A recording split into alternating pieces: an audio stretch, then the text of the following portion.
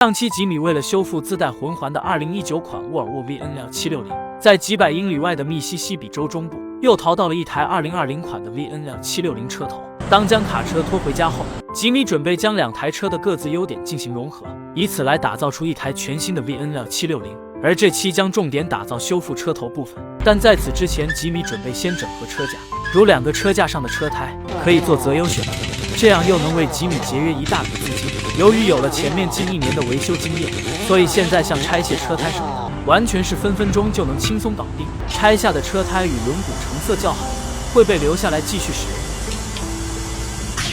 用，这些车胎会被吉米单独存放起来。随后，吉米又抽空去当地登记处为卡车变更手续，以此来获得芯片路权。有了合规的手续后，吉米就可以放开手脚开工了。不过在此之前，还有一件重要的事情需要解决，那就是淘回的2020款车头上的车门问题。主副驾的车门都在事故中受到了严重的损伤。这里吉米并不准备进行维修，而是想去拆车厂碰碰运气，看能否寻到成色更加完美的车门。另外还有车头上的其他外观件也是同样如此。毕竟受损的地方太多，要是逐一进行修复的话，又得耗费巨大的时间成本。于是叫上经验更加丰富的父亲，两人在废车场地内寻找起来。很快，两人便在场地内寻到了一个车头。可经过仔细观察后发现，车门上的反光镜安装位置不同，只能将其暂定为一个目标。随后便继续开始寻找，但地上堆放的这些车门在成色上要差上很多，还有的就是颜色差异比较明显，后期还得重新打磨喷漆，这是吉米无法接受的。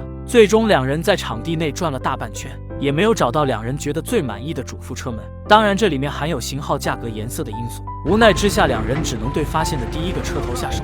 很快就从上面得到了2扇车门。别看这2扇车门成色不咋好看，但好的是车门并未有明显磕碰，到时候只需将其简单清洗一番即可装车投入使用。现在吉米要做的是将门板内饰面板拆下，到时候可以给淘回的2扇车门更换新款的内饰面板，这样又能获得2扇崭新的车门了。这也亏得沃尔沃的卡车很少在外观上升级，才能无缝切换衔接。当然原车门内的各类线束与配件也是一样不少的被其给拆了下来，最后就可以拆下受损变形的车门了。当将车锁与调节器、导轨都安装上后，就可以正式开启车头的工作了。这里需将车头下方的所有管道线束断开，来为拆分车头做准备工作。当然车头下方的外观包围件也是同时进行，这里凡夫便不再过多言说，大家自行观看即可。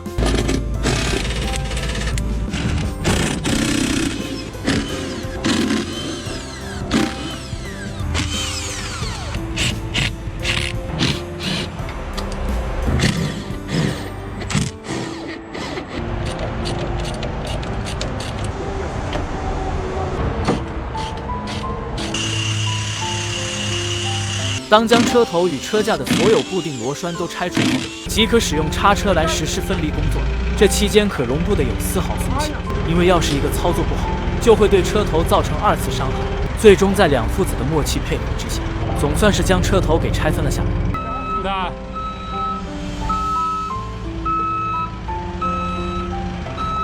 现在就可以将其放置提前准备好的地方，而剩下的这个车架，吉米已经提前找好了下家，到时候会将其出售给常去淘配件的拆车厂，以此来变现为自己带回一些回报。接下来吉米的主要工作就是修复这拆下来的车头了。如这卡车头上的2根内柱已经发生了轻微的变形，现在得想办法先将钣金修复了再说。另外就是后装的车门与整个车头有着严重的色差，到时候也需重新喷涂色漆。好了，我们直接进入主题，先将表面的色漆打磨干净，然后将内柱修复后就可以刮上腻子了。待刮上的腻子晾干后，就是打磨环节。这里由于吉米不具备这项技能，还特意从老爸的维修厂请了一名老师傅过来帮忙，吉米只能在这个环节做点收尾工作。待将其打磨平整后，就可以喷涂底漆了。待喷涂的底漆彻底晾干之后，还需再次打磨一遍。当将手边底漆处理好，吉米便开始将无需喷漆的地方用遮蔽纸保护起来。这里吉米将里里外外都贴了一遍，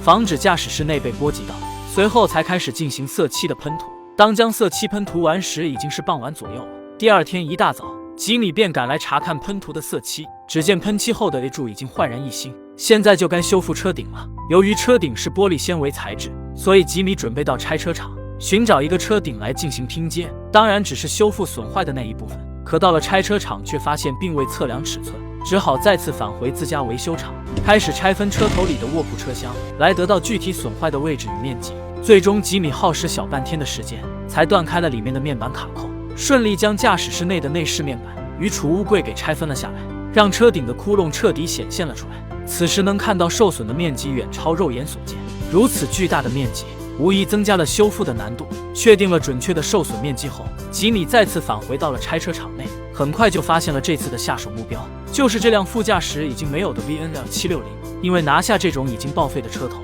吉米只需付出极小的代价即可，而且也不会有太大的心理负担，并且还有最重要的一点就是，吉米所需要得到的部分保存的极为完好。确定了下手目标后，就可以放开手脚进行切割。这种工作吉米可谓是轻车熟路，期间都没遇到啥太大的问题，就将所需的部分给拆了下来。随后吉米第一时间将其带了回来，现在就该切割自己的受损车顶了。由于前面已经切割了一个车顶，所以这次速度更胜一筹，受损的车顶被轻松拿捏。接下来就可以用拼图的方式，将从拆车厂得到的车顶拼接上去了。为了让车顶的缝隙贴合得更加紧密，吉米还特意去采购了一批粘合胶与填缝剂回来搭配使用。在正式开始动工前，还需要试装来调整接缝的边角，确定两者能完美契合后，就可以做上胶处理了。当粘合胶将边缘都涂抹好后，吉米和父亲两人合力将其给安装了上去。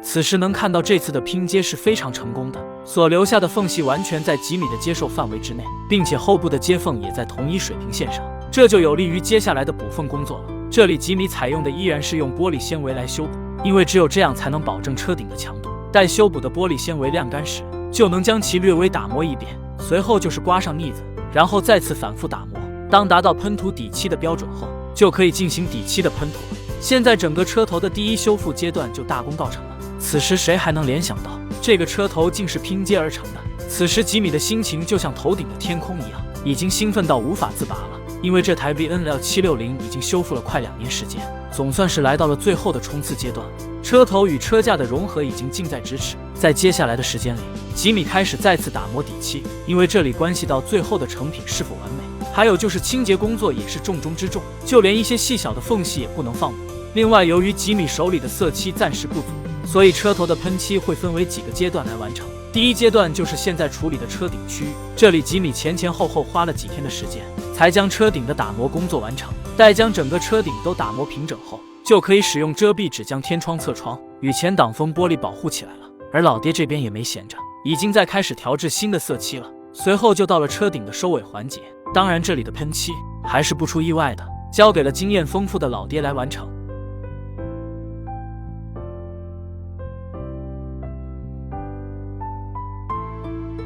吉米则是负责操控叉车来调整老爹的站位高度，而最终的成品也没让吉米失望。整个拼接的车顶已经脱胎换骨，丝毫找不出两者接缝的痕迹。不过车头的工作到现在只能算是完成了一小半，因为车门的颜色与车头还有着明显的差异，还有就是驾驶室内的各类线束也需花费大量的精力来梳理。由于定制的色漆还没到货，所以吉米只能将精力放在驾驶室的整备上，先用毛巾将缝隙里一一擦拭干净，然后就可以将提前淘到的各类仪表与按键进行连接装车了。另外在此期间，吉米还意外淘到了一个侧翼风板，在经过几天的努力后，总算是将驾驶室内与车头的外观件准备好了，这也算是达到了一个新的里程碑。在随后的时间里，吉米又开始打磨逃回的车门，以此来为最终的喷涂色漆做准备。这里由于操作方式大同小异，凡夫便不再过多的言说了，宝子们自行观看。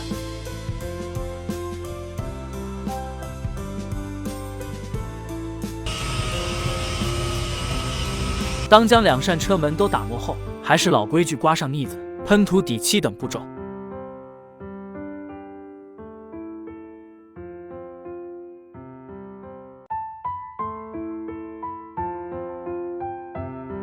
当将整个车头的色漆都喷涂后，原本暗淡无光的漆面已经能当做镜子使用了，并且在质感上也是丝毫不输原厂。现在的车头是无需操心了，已经达到了装车的标准。随后两父子便使用叉车将驾驶室车头给抬了起来，准备进行装车。这里两父子丝毫不能马虎，最终在经过不断的调试，总算是将驾驶室给安装了上去。随后吉米开始整备驾驶室与车架的散乱线束。另外前面有宝子提到冷却基础液气后期会出现故障，所以吉米直接定制了一个新的冷却基础液气回来，这里吉米又花费了370美刀，现在只需将其安装上，加满冷却剂即可。随后吉米进入底盘下方，查看是否有泄漏的迹象。万幸的是，并未出现此等情况。接着吉米又检查了油水，将启动前的准备工作做好后，吉米时隔2年再次尝试启动。当拧动钥匙时，能发现整个仪表均已恢复了工作，而机舱内的发动机经过一阵挣扎，终是发出了令人期待已久的复苏声。